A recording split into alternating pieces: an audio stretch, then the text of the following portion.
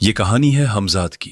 इस कहानी को समझने के लिए इस कहानी का भाग 1 देखें ताकि आप कहानी को समझ सकें। सलीम कुछ देर शांत बैठता है। सलीम, मेरे पास और कोई रास्ता नहीं है। घर में बीवी बीमार है, इलाज कराने को पैसे नहीं हैं, बच्चे रोज भूख से रोते हैं। मेरे पास हमजाद के अमल के अलावा कोई और रास्ता नहीं है। तांत्रिक बोलता है। तो फिर ठीक है, लेकिन याद रख, ये अमल पूरे 21 दिनों का है और अमल के 21 दिनों तक तुझे तेरी बीवी बच्चों से दूर रहना होगा। जब तक ये अमल चलेगा तब तक तू ना ही किसी से मिलेगा और ना ही बात करेगा, और अमल के दौरान तुझे अंडा, मांस, मछली, शराब से दूर रहना होगा। यहाँ तक कि तुझे अपने हाथ का पकाया खाना खाना होगा।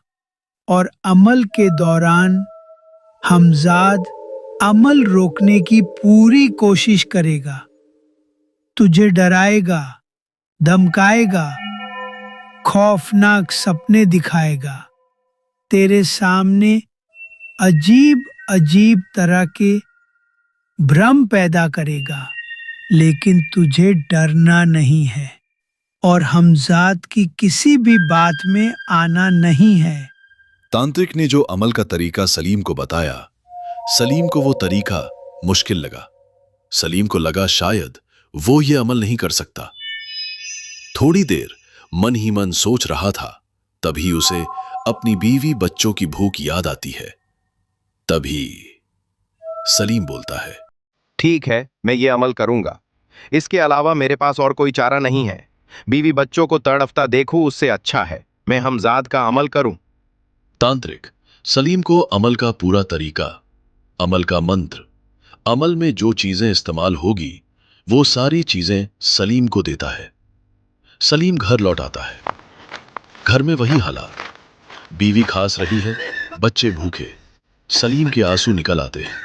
रात को मायूस अकेला बैठा सलीम सोचता है, आज भी बीवी बच्चों को भूखा सोना पड़ा।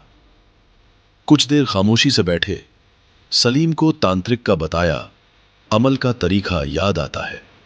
तांत्रिक ने बोला था, अमल के दौरान किसी से बात नहीं करनी है, किसी से मिलना नहीं है, बीवी बच्चों से दूर रहना है। सलीम सोचता है, बीवी बच्चों को अमल के इन 21 दिनों तक कहां भेजूं? तभी सलीम को अपने बीवी के भाई की याद आती है। सलीम सोचता है, अगर मेरी बीवी कुछ दिनों तक उसके भाई के पास चली गई तो उसका भाई उसका इलाज भी कराएगा और बच्चे भी भूखे नहीं रहेंगे। अगले ही दिन सलीम बीवी बच्चों को 1 महीने के लिए बीवी के भाई के पास छोड़ आता है। 1 महीने के लिए। वापस आते वक्त सलीम 1 महीने के लिए कुछ पैसे अपने साले से उधार लेता है। ये कहकर 1 महीने बाद बीवी बच्चों को जब लेने वापस आऊंगा तब पैसे लौटा दूंगा। घर आते वक्त सलीम उन पैसों से अपने लिए 1 महीने का खाने पीने का सामान अपने साथ लेकर आता है ताकि अमल के दौरान कहीं जाना ना पड़े। सलीम घर लौट आता है। घर अब एकदम शांत सुना सुना पड़ा है क्योंकि सलीम अब घर में अकेला है। रात हो चुकी थी। सलीम अपने लिए खाना पकाता है। खाना खाने के कुछ देर बाद सलीम अमल की तैयारी में जुट जाता है। रात एकदम शांत थी, लेकिन हवा में अजीब सी सनसनाहट थी। रात के ठीक 12 बजे सलीम अपने घर के उस छोटे कमरे में बैठा था जिसमें अब सन्नाटा पसरा था। कमरे में एक लालटेन जल रही थी जिसकी लौ भी डर से कांप रही थी। उसने कमरे के चारों ओर मोटे नमक की रेखा खींची। सलीम ने थैले से वो आईना निकाला और सामने रख दिया जो तांत्रिक ने उसे दिया था। सलीम ने अमल शुरू किया। मंत्र अरबी में था। अजीब धड़कती हुई जुबान, जैसे कोई अनजान आत्मा को आवाज दे रहा हो। जिल्लु अजिल्लु मिन्नी अना तुज़हिर अला वजही। कुछ देर बाद करीब रात के 2 बजे अमल खत्म हो गया, लेकिन कुछ भी नहीं हुआ। अगले दिन फिर से सलीम ने अमल किया, लेकिन कुछ भी नहीं हुआ। इसी तरह कुछ रातें और गुजर गई, लेकिन अभी तक सब शांत। लेकिन 14वीं रात सलीम को एहसास हुआ जैसे कोई उसे पीछे से देख रहा है। सलीम थोड़ा घबराया। 15वीं रात सलीम को एक सपना आया। सपने में एक धुंधली परछाई ने उसका गला दबाया और फुसफुसाया, तू मुझे क्यों बुला रहा है? मैं तेरे लायक नहीं। तू डरता है मुझसे? सुबह उठने पर सलीम की गर्दन पर लाल निशान थे, जैसे कोई सच में आया हो। 16वीं रात सलीम को अमल पढ़ते पढ़ते 1 घंटा बीत गया था। अभी तक सब शांत था, लेकिन अचानक आईने में धुंध उठी। दीवारों पर कोयले जैसी लकीरें बनी, तांत्रिक चिन्ह जैसे। एक डरावनी हंसी कमरे में गूंजने लगी। सलीम अब पहले से ज्यादा डर गया था। सलीम ने जैसे तैसे अमल पूरा किया और सोने चला गया। 17वीं रात अब आईने में परछाई स्पष्ट होने लगी थी। मंत्र पढ़ते वक्त सलीम के होठों से खून टपका। आईने में उसकी परछाई ने आंखें खोली और कहा, तू मुझे जन्म नहीं दे रहा, तू मुझे बांध रहा है। आईना फट गया, पर अगले पल वैसा ही नया आईना मेज पर रखा मिला। 18वीं रात इस बार कमरे की नमक रेखा अपने आप मिट गई। परछाई अब आईने से बाहर निकलकर कमरे में घूम रही थी। सलीम की अब खौफ से हालत खराब हो चुकी थी। तभी सलीम का शरीर अपने आप हवा में उठा। सलीम ने अपनी आंखें बंद कर ली और मन ही मन दुआ पढ़ने लगा। थोड़ी देर बाद सब शांत हो गया। अमल भी खत्म हो गया था, लेकिन अब सलीम का अकेले घर में रुकना मुश्किल हो गया था। सलीम को एक पल के लिए ख्याल आया, यहां से भाग जाऊं। थोड़ी देर बाद सलीम ने किसी तरह खुद को संभाला और सोने चला गया। 19वीं रात अमल शुरू होने के कुछ देर बाद फिर से परछाई कमरे में घूमने लगी। परछाई अब उससे बातें करने लगी थी। परछाई बोली, मैं नहीं चाहता कि तू अमल पूरा करे।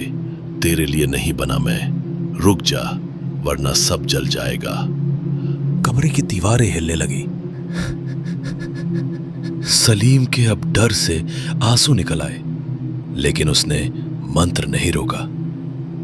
20वीं रात सलीम को अमल पर पढ़ते पढ़ते कुछ ही वक्त बीत गया था। तभी सलीम को एहसास हुआ कि वो अपने घर में नहीं है, बल्कि वो किसी जंगल में है। हर तरफ खूंखार जानवर है। आसमान में बड़े बड़े अजीब से भूखे परिंदे सलीम के ऊपर गोल घेरे में घूम रहे थे, जैसे वो परिंदे सलीम का ही इंतजार कर रहे हों। जैसे वो परिंदे सलीम को आसमान में उड़ा ले जाए और सलीम को खाकर अपना पेट भर सके। तभी सलीम को एक शेर की दहाड़ सुनाई दी। सलीम के ठीक सामने एक भूखा आदमखोर शेर सलीम को देखकर अजीब गुस्से में दहाड़ रहा था। सलीम कुछ समझ पाता, तभी वो भूखा शेर सलीम की ओर बढ़ने लगा। शेर को अपनी तरफ आता देख घबराया सलीम जोर से भागा। भागते भागते सलीम का पैर अचानक किसी चीज से टकराया और सलीम नीचे गिर गया। सलीम ने पीछे मुड़कर देखा, शेर उसके ऊपर झपटने ही वाला था। तभी अमल का वक्त पूरा हो चुका था और सलीम अपने घर में था, जहां वो अमल कर रहा था। सलीम सीधा सोने चला गया। सोते वक्त सलीम ने सोचा, अब बस एक कल की रात, फिर मेरी सारी परेशानी खत्म हो जाएगी। 21वीं रात सलीम ने 12 बजे अमल शुरू किया। बाहर तेज बारिश हो रही है, बिजलियां चमक रही हैं। पिछले कुछ रातों से जो चीजें सलीम के साथ हो रही थीं, उनके चलते सलीम घबराया हुआ था। लेकिन आज सलीम की आंखों में डर नहीं, चेहरे पर खुशी थी, क्योंकि आज की रात अमल की आखिरी रात थी। कुछ देर बाद सलीम की चारों तरफ आग, जैसे किसी ने पूरा घर जला दिया हो और सलीम को अंदर मरने के लिए छोड़ दिया हो। कमरे में किसी की चलने की आवाज, किसी के फुसफुसाने की आवाज, शेर की दहाड़, बच्चों के रोने की आवाज, बीवी की खांसी। सलीम को अब हमजाद गुमराह कर रहा था, शायद। लेकिन सलीम का अमल पूरा होते ही सब शांत। ना कोई आग है, ना किसी के रोने खांसने की आवाज, सब कुछ एकदम शांत। सिर्फ बाहर बारिश और बिजली के कड़कने की आवाजें। सलीम को कुछ समझ नहीं आ रहा था। अमल पूरा हो चुका था, लेकिन हमजाद नहीं आया। सलीम को लगा, मैंने जैसा तांत्रिक ने बताया था बिल्कुल वैसा किया अमल के लिए। बीवी बच्चों को खुद से दूर भेज दिया, खुद के हाथ का बनाया खाना खाया, ना ही किसी से बात की, ना ही किसी से मिला हो। फिर भी हमजाद नहीं आया। सलीम अब बेचैन होने लगा था। सलीम सर पकड़कर रोने लगा। कुछ देर बाद सलीम ने खुद को संभाला। रात के करीब 3 बजे सलीम सोने जा ही रहा था। तभी सलीम ने बारिश का हाल जानने के लिए एक बार दरवाजे से बाहर झांका। बाहर तेज बारिश हो रही थी, बिजलियां कड़क रही थी। वो दरवाजा बंद करने ही वाला था, तभी उसकी नजर बाहर एक पेड़ पर जाती है। तेज बारिश में एक आदमी पेड़ के नीचे बैठा हुआ था। सलीम को लगा शायद बारिश से बचने के लिए कोई बैठा है। सलीम को उस आदमी पर तरस आया। तभी सलीम ने उसे आवाज दी, अरे भाई साहब, जब तक बारिश हो रही है तब तक घर में आ जाओ, बीमार पड़ जाओ। उस आदमी ने सलीम की बात का जवाब नहीं दिया। वो आदमी पेड़ के नीचे ही बैठा रहा। सलीम फिर से बोला, अरे भाई साहब, बीमार पड़ने का इरादा है क्या? बारिश रुकते ही चले जाना। इस बार वो आदमी उठा और घर के अंदर चला आया। उसका मुंह चादर से ढका हुआ था। ऊपर से बारिश की वजह से लाइट भी नहीं थी। सलीम उसका मुंह ठीक से देख नहीं सका। सलीम ने उस आदमी से बात करने की बहुत कोशिश की, लेकिन वो आदमी एक भी शब्द नहीं बोला। सलीम को लगा शायद गूंगा है, बोल नहीं सकता। करीब 1 घंटे बाद बारिश रुक गई। बारिश रुकने के कुछ देर बाद सलीम उस आदमी को कहता है, भाई साहब, बारिश अब रुक चुकी है, फिर से शुरू हो सकती है। आपके बीवी बच्चे आपका इंतजार कर रहे होंगे। अब आपको चले जाना चाहिए। मैं भी थका हुआ हूं, मुझे भी सोना है। अब पहली बार वो आदमी बोलता है। आदमी, लेकिन तुमने ही तो मुझे बुलाया था और अब तुम ही मुझे जाने को कह रहे हो। क्या तुम्हें मेरी जरूरत नहीं? भाई साहब, बारिश थी इसलिए मैंने आपको बुलाया था। अब बारिश भी रुक चुकी है, अब आपको चले जाना चाहिए। और मुझे आपकी क्या जरूरत होगी भला? आदमी, सोच लो, अगर मैं एक बार चला गया तो दोबारा नहीं मिलूंगा। पिछले 1 घंटे से सलीम उस आदमी से बात कर रहा था, लेकिन उस आदमी ने सलीम से कोई बात नहीं की। और अब वो आदमी सलीम से उल्टा बहस कर रहा था। पहले से सलीम थका हुआ था।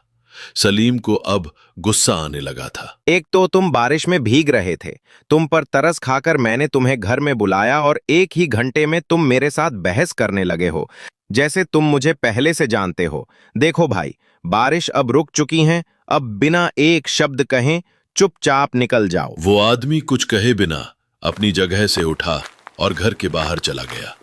2 मिनट बाद सलीम दरवाजा बंद करने गया ही था, तभी सलीम ने देखा वो आदमी थोड़ी दूर जाकर अंधेरे में एक जगह पर खड़ा होकर सलीम को ही देख रहा है। सलीम अभी तक उसका चेहरा देख नहीं पाया था। तभी अचानक एक जोरदार बिजली चमकती है। बिजली की रोशनी में सलीम ने उसका चेहरा पहली बार देखा। सलीम हैरान हो गया, क्योंकि वो चेहरा सलीम का ही था। यानी वो कोई और नहीं बल्कि हमजाद था।